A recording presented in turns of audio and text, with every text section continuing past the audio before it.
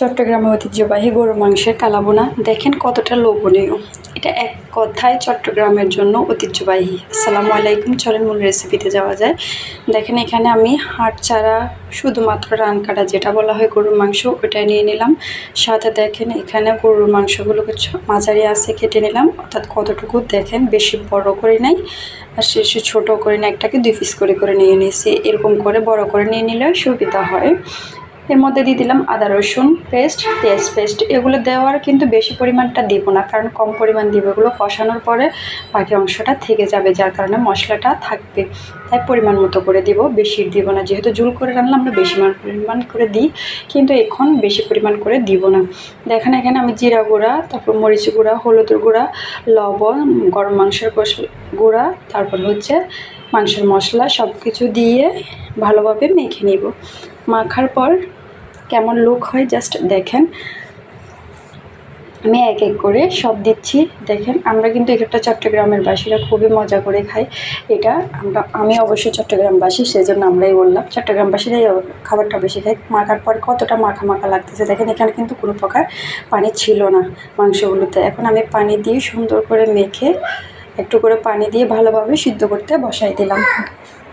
Just একটু গরম হওয়ার সাথে সাথে কিন্তু মাংসের কালারটা চেঞ্জ হয়ে গেছে। প্রায় আমি 1 ঘন্টা ধরে সিদ্ধ করছি এগুলা। সিদ্ধ করার পর দেখেন কালারটা জাস্ট কি সুন্দর আসছে। পুরাটা মাংস শুকাই গেছে, ঝোলগুলো শুকাই গেছে। এরকম করে নেবেন, তারপরে প্রসেসটা দেখে নেন।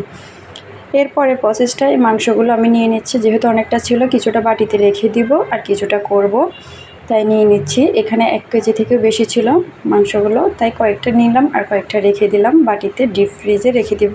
আপনার 2-1 দিনের মধ্যে করে ফেললে নর্মালও করে ফেলতে পারবেন। পরে আমি এগুলো ছোট ছোট করে কেটে নিচ্ছি। দেখেন ছোট ছোট আঁচ করে কেটে নিচ্ছি। কাটার পর দেখেন ফোড়াটা একদম মিডিয়াম করে কেটে নিলাম সবগুলো।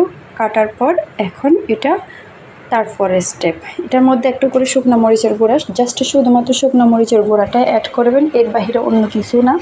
শুকনো মরিচ গুঁড়াটা অ্যাড করে এটার মধ্যে এখন এটা আস্তে আস্তে করে নাড়তে থাকবেন। আমার হাতটা কাটা, যার কারণে হাত দিয়ে মাখতে পারলাম না, খুন্তির সাহায্যে মেখে নিলাম।